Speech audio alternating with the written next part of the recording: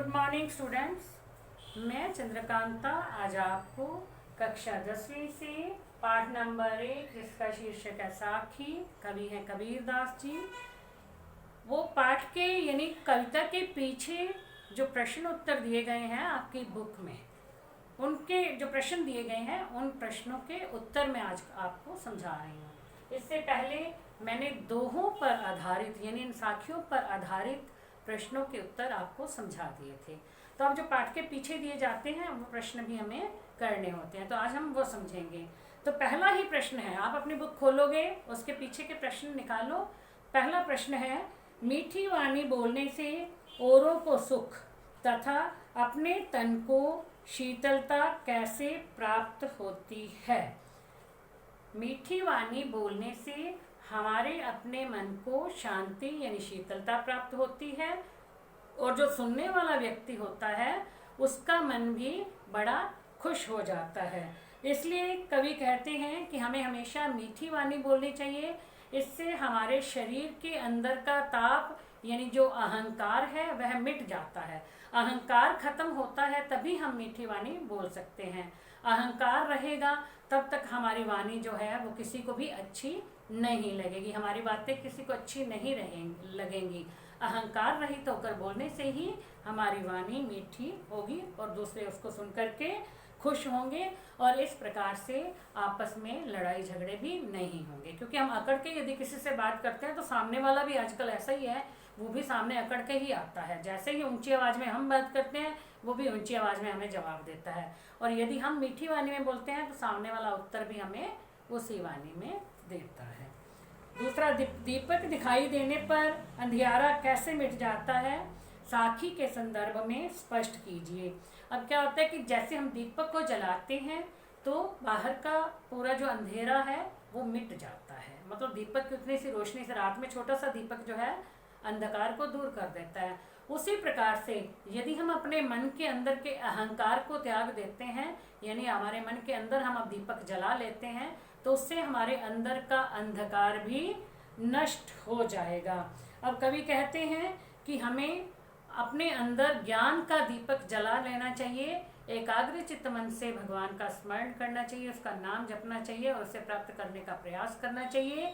और जब हमें इस बात का ज्ञान हो जाएगा कि ये संसार नश्वर है, ये प्राणी जो संसार में जिसने जन्म लिया उसकी मृत्यु निश्चित है, तो जब इस बात का ज्ञान हो जाएगा तो हमारा ध्यान ईश्वर की तरफ अपने आप ही लग जाता है। तो हमें अहंकार को छोड़ करके जो है ईश्वर को एकाग्रचित्त मन से स्मरण करना चाहिए।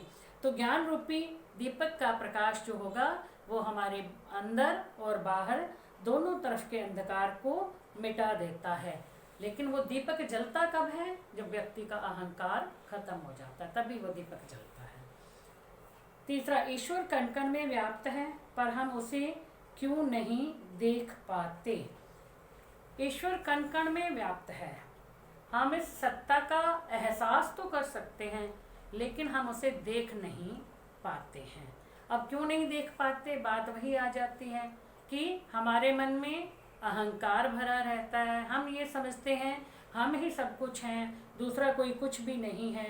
तभी वो जो थे ना युधिष्ठिर, उनसे यक्ष ने प्रश्न पूछा था कि संसार में सबसे बड़े आश्चर्य की क्या बात है। तो सबसे आश्चर्य की बात क्या बताई थी उन्होंने कि हजारों लोग रोज मरते हैं लेकिन जो व्यक्ति जीवित है वो कभी भी ये नहीं सोचता कि एक दिन उसकी भी मृत्यु निश्चित है। यानी जीवित रहने वाला व्यक्ति तो यही सोचता है कि मुझे तो कुछ हो ही नहीं सकता, मैंने तो कभी मरना ही नहीं है। अब कवि बताते हैं कि ईश्वर जो है ये निर्गुण है, निराकार है, हम उसे देख नहीं पाते। वो सर्वव्यापक हैं यानी सब जगह पे हैं, कण कण में व्याप्त हैं और हम उसका एहसास कर सकते हैं। वे हमारी आत्मा के अंदर समाये हुए हैं। जब हमें ये इस बात का ज्ञान प्राप्त हो जाता है तो हम ईश्वर को अपने हृदय में ही पा सकते हैं, उसके लिए बाहर कहीं भी जाने की आवश्यकता नहीं है। अब संसार में सुखी व्यक्ति कौन है, दुखी कौन है, यहाँ सोना और जागना किसके प्रतीक हैं और इनका प्रयोग यहाँ क्यों किया गया है, ये तीन प्रश्न एक तरह से बन जाते हैं। सुखी व्यक्ति कौन है, जो खाते पीते सोते हैं, ऐशो आराम करते हैं, ज़िंदगी में मज़े लेते हैं, वो सुखी हैं। और दुखी व्यक्ति कौन है? दुखी व्यक्ति कबीरदास जी जैसे हैं, जिन्हें संसार की नश्वरता का पता है। उन्हें पता है कि प्राणी संसार में आया है तो उसे इस संसार को छोड़ के जाना ही पड़ेगा। जब इस बात का ज्ञान हो जाता है तो हमेशा दुखी रहते हैं, और दुख के कारण उन्हें ढंग से नींद भी नहीं आती, और वो खा पी भी नहीं सकते, और हमेशा परेशान रहते हैं, रोते रहते हैं। अब यहाँ सोना और जागना किसके प्रतीक हैं? सोना अज्ञान में पड़े रहने का प्रतीक है, अज्ञानी होने का प्रतीक है, और जागना ज्ञान का प्रतीक है। ठीक है। इन शब्दों का प्रयोग क्यों किया गया है? इन शब्दों का प्रयोग इसलिए किया गया है कि अज्ञानी व्यक्ति अपने अज्ञान के कारण खा पी करके सोता रहता है, और जो ज्ञान प्राप्त कर लेता है, ज्ञान प्राप्त करने के बाद वह सो नहीं पाता, आराम नहीं कर पाता, कुछ खा पी नहीं सकता, क्योंकि फिर वो ईश्वर को पाने के प्रयासों में लग जाता है, फिर वो भगवान का नाम लेता रहता है। अगला प्रश्न, अपने स्वभाव को निर्मल रखने के लिए कबीर ने क्या उपाय सुझाया है? अपने स्वभाव को निर्मल रखने के लिए कबीरदास जी ने कहा है कि हमें हमारी बुराई करने वाले व्यक्ति को अपने पास रखना चाहिए। वो हो सके तो उसे अपने आंगन में कुटिया ही बना करके देनी चाहिए, क्योंकि वो हमें हमारी बुराइयां बताता जाएगा, और हम अपनी बुराइयों को अपने अंदर से ख़त्म करते जाएंगे, और जिससे हमारा स्वभाव जो है निर्मल हो जाएगा, हमारे अंदर की कलुषता जो है वो मिट जाएगी, और इस आलोचना के कारण, इन बुराइयों को निकालने के कारण हमारा जो चित्त है, हमारा मन है, वो शांत हो जाएगा। एक के आशर पीव का पढ़े सो पंडित होए, इस पंक्ति के द्वारा कवि क्या कहना चाहते हैं? कवि कहना चाहते हैं कि पंडित या ज्ञानी होने के लिए हमें बड़े बड़े ग्रंथ मत पोथे पढ़ने की ज़रूरत नहीं है, बल्कि ईश्वर के प्रेम का यदि एक अक्षर भी हम पढ़ लेते हैं, एकाग्रचित्त मन से भगवान का स्मरण करते हैं, उसे पाने की कोशिश करते हैं, मन से अपने अहंकार को निकाल देते हैं, तो हम अब ईश्वर को पा सकते हैं।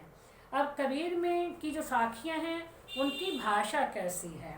उनकी भाषा सधुकड़ी है।